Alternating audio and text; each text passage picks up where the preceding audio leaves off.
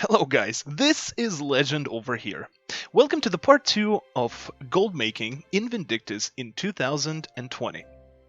I really hope that the part 1 was helpful and useful for you, and today we're gonna break down more ways to make money in this game. Now, before we start, I would like to take a little bit of time to talk about some of the items that you can use that are gonna speed up and just make your life easier when you're gonna be farming. I should have put that in the part 1, that's my bad, I apologize for that, but hopefully you'll check it out and it's gonna be quite useful for you. And one more thing is we're gonna have one more disclaimer that I'm gonna talk about just in a few seconds. So you're going to be fully warned and prepared before you're going to approach any of the ways that are going to be shown in the guide. Happy hunting, let's go. First and very important thing worth mentioning are the pets. Now, I said it in the part 1 that the pets give you extra core. Obviously they do it in the regular dungeons. Pets don't give you an extra core in raids or special battles or Abyssal Arena or Raw Redeemers or any of that. Just the regular dungeons and X Season 1, Season 2, Season 3 raids. What you want to look for whenever you go into your pet tab, which is P button, is the Greedy Gem skill that they possess. If they possess Greedy Gem skill, that means that they will give you an extra core. However, unfortunately, not all the pets do have them. The dogs don't have it, and the chieftains don't have it. Also, the wolf doesn't have the Greedy Gem, so make sure that your pet has the Greedy Gem skill, so you will have and get this extra core. One of the other important things that you might consider using and having are the equipment durability protections. Now, these decrease the amount of money that you're going to be spending on repairs, because if you're farming a lot of dungeons, your gear will slowly break and you will need to repair it. So whenever you're going to use these, and these come from, you can either craft them or they're coming from kitty boxes, so don't throw them away, they are actually quite useful. You use them, you get a buff for 1 hour, and it decreases the amount of money you're going to be spending when you're going to repair your gear. One of the other things that is super important is having either VIP or VVIP on your character. Upon use, you're going to have this buff over here. What does VIP or VVIP give you? Now, VIP gives you an extra core, an extra departure to every battle, and it also decreases the amount of fatigue that you're going to be spending on each battle, because each battle costs fatigue, by 50%. So make sure whenever you're farming, you have VIP on as well. And lastly, a disclaimer. There is a lot of ways, as I stated, of making gold, but in part 1 I said it already, and I'll say it again. Some of these ways might not suit you. You might find them really tedious, or you might find them actually quite ineffective for you. But it doesn't mean that I'm forcing you to use any of them, or all of them. It's all up to you, but let me tell you one thing. I went through everything that I'm going to cover in the gold making. I tried all the ways. I had my highs, I had my lows.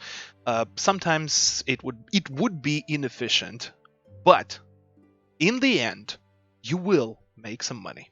Or else, we're gonna have a pillow fight. In part 2, we will open up with enchant scroll scraps. Now, in Vindictus, there are enchant scrolls that you can put on your gear. And whenever you're going to be raiding, you're going to come across them. They will drop and you will get them. Now, most of the rank 7 and some of the rank 6 scrolls do have different values. However, if you fail an enchantment, you will get a scrap back. You can sell that scrap. And usually, the scrap is worth more than the enchant scroll itself. So here in this little preview, We're looking at the reinforced enchant scroll. It's 740k, as you can see, but the scrap is 1.3 mil. So what you can do here, you can construct yourself a dummy piece of armor and try to fail it. We're trying to fail it. Now, every enchant scroll has a success rate, which is 25% flat. So it's a gamble here. If you don't like gambling, if you don't like, risking it, you can just sell the scroll, just get your 700k and just, be happy with it. But if you want to, like, Breaking Bad, you can actually try and destroy it forcefully and willingly. So you go to the enchant tab, you put your dummy piece of gear over there. For me, that's Dullahan boots. And try to apply the scroll to it. Now, don't put any elixirs into it, because whenever you're going to pour the elixirs inside, you're going to increase the chance of success. And we're trying to fail it. And begin enchant, it will ask you, like, do you want to use enchant runes? Obviously, we don't want to. And try it. If it sticks to your dummy gear, well, my condolences. What can you do? That happens. But usually 25% is not a lot, right? Only 1 out of 4 chances. This is what you're gonna get. The reinforced enchant scroll is gonna be destroyed, and you're gonna get a scrap. I get the reinforced enchant scroll scrap. I go to the market, and I spend 740 to buy it, and we're gonna make like 600k gold from the scrap. It's gonna sell because people don't like, some people don't like enchanting and gambling on the RNG of it, because the rank 6, rank 7, rank 5 scrolls, they all only go up to like 40% chance of success with 100% Bryn. So, yeah, it might be a good way, actually, to make some extra money out of it. But as I said, it is really heavily RNG based. So, it's, on your own risk, try it. You might be successful, might actually make some money out of this. Or, it might stick, and, well, rest in peace. The next, a really good way to make some money is crafting. What does crafting allows you to do?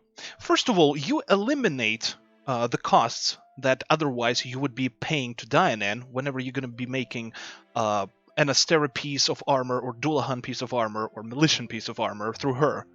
And if you go like in the end game, when you have the recipes for all these, you can actually construct them, and you ain't going to spend 350k to make them, how it would be through Dianan. And there is also a chance that the piece of armor that you're gonna craft is gonna be either 3, 2, 1, or 4 stars. Now, what are stars, or quality? These stars that you see on the gear, they increase the stats on the item, and the more stars you have, the more stat boosts you get from it. So whenever you're making a piece of gear, if it goes to 3 or 4 stars, you can actually sell it on the market and make way more money from it than how it would be if you would be selling a 2-star item. Now, crafting is something that is time consuming, and you have to invest some time to max out your profession. So if, as I said, if that way doesn't suit you, you can skip this part. But if you have a profession, and I would highly recommend either armor smithing or weaponsmithing. Why I wouldn't recommend goldsmithing right now?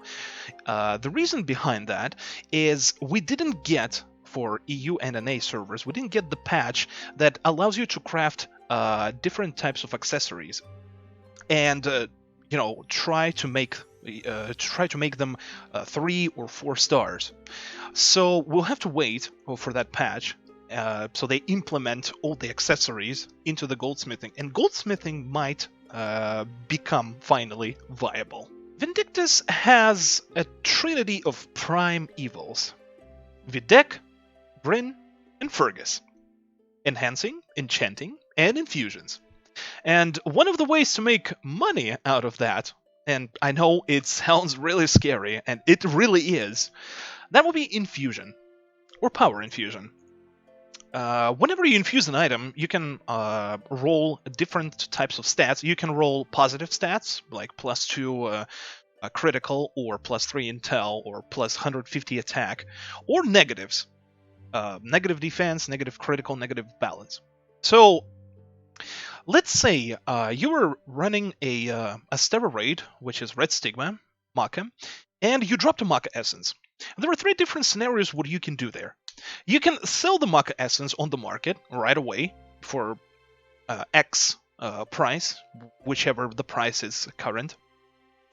You can use that Maca Essence, combine it with Smooth Ores and Paradise Orbs, and construct, through Bryn, construct a belt and sell that belt on the market. Or you can make that belt and also try to infuse it to roll +2 balance on it, which will dramatically increase the price of the item. However, there are a lot of different things that are linked, connected to a lot of RNG, and RNG is everywhere in Vindy. Power Infusion has a very low chance of landing good stat rolls on it, but it pairs very well with intermediate element stone farming that you saw in part 1. So whenever you go to the deck and you have an item that you would like to infuse, you can use these intermediate element stones and try to land a good infusion on it.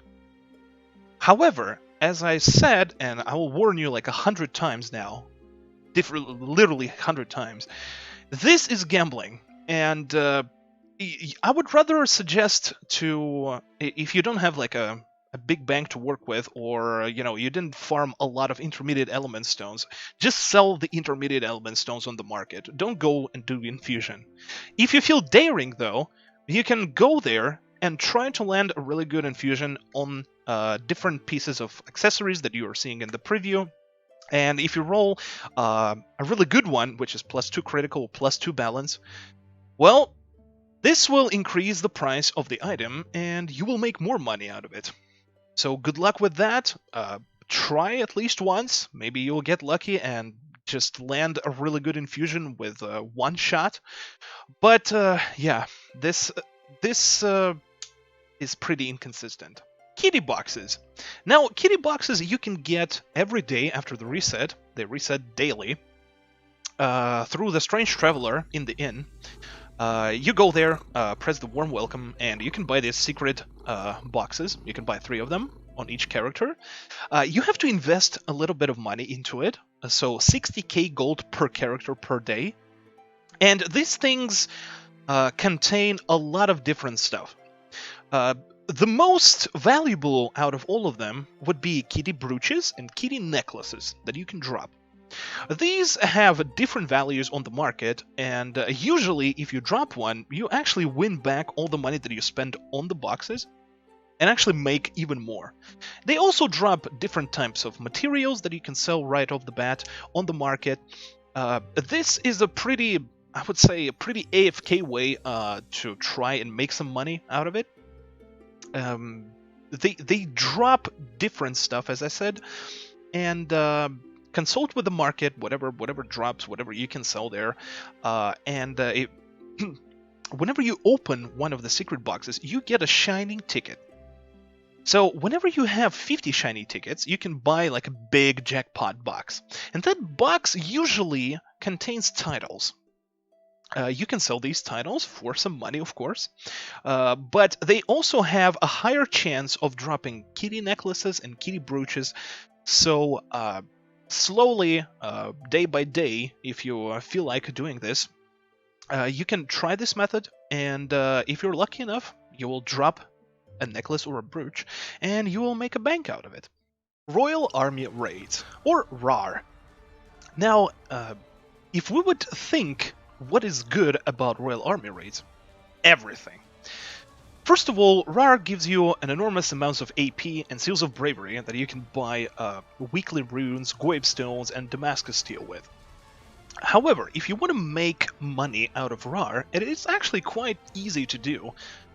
Whenever you kill a boss in Royal Army Raid, you drop different types of bottles. Now, the bottles that we're looking for to make some money are level 60 blue bottles, level 80 orange, and level 100 orange bottles. Now, every blue bottle that you drop, whenever you're going to open it up, you're going to get 2 of each different types of materials, which are used in synthesizing. So you can sell them on the market and make some money. So every blue bottle that you get in Royal Army Raid gives you money. Also, the big boy drops, and they are quite rare. Level 80 bottles are quite rare, but level 100 bottles are like the most rare items that you can get from Royal Army Raids. Whenever you open a level 80 bottle or level 100 bottle, you're gonna get a Mysterious Shard Grade 1 or Mysterious Shard Grade 2 respectively. These shards are used in synthesizing your gear to increase your damage, increase the stat called Attack Limit Removal, or ALR. A lot of people who are, they have end game gear and they literally have no other progression to do, they usually start bolstering their ALR, so they just naturally deal more damage. So Mysterious Shards are always going to be in demand, so whenever you're going to farm RAR, if you get these bottles, sell them on the market. These are actually a very good way to make some money, and you can enter RAR at level 20, I think, or 30, so you can actually do them on multiple characters. However, if you have a low-level character and you drop a Mysterious Shard, you need to level them up to be able to open the bottle, so you get the shard so you can sell it. So be advised, do RARs daily. RAR is an amazing place to make some money. And lastly, for today, is probably one of the most tedious ways of trying to make some gold. That would be Abyssal Arena. Abyssal Arena is a 10 level, 10 floor raid or dungeon where you're just fighting different types of monsters and bosses and proceed lower and lower and lower into the floors until you reach the level 10. Then you kill the last boss and get your rewards. Abyssal Arena is really good for XP, so whenever you're leveling a character, it's really an amazing place to do so. AP as well, but if we would be talking about trying to get some money out of this place, Abyssal Arena drops Abyssal Shards. They can drop Abyssal Shard Grade 1 and Abyssal Shard Grade 2.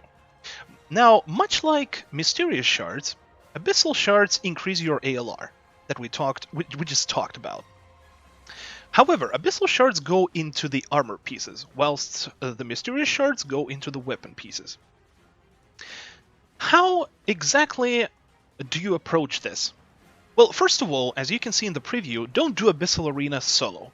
Mostly because if you have free gear, you're usually gonna end up just failing it because it takes a lot of time to go through, and if you're not strong enough, you might run out of the time because there is a timer on the right top corner. And just assemble a party with your friends, or just join it through the quick battle or through the board, and run it with people. Abyssal Arena is up to 4 people. Storm for these levels. You can do Abyssal Arena 4 times a day. Get some Seals of Bravery for you, and if you're lucky enough, you will drop an Abyssal Shard, and these sells for quite some good money, because Abyssal Arena is not something that people like to do a lot, because it takes a lot of time. But if you feel daring and, adventurous, you can farm this place, visit this place daily, and try to get some Abyssal Shards to drop. Good luck. And this is it for today for part 2, how to make gold in Vindictus in 2020. This was Legend Arma TV. Thank you so much for watching. Hit the subscribe button if you want to stay in touch of all the new videos coming. I plan to make way more helpful guides in different aspects of Vindictus, and I hope you will enjoy them. I love you all. Thank you so much. I see you in the episode 3 quite soon. Stay safe. Later.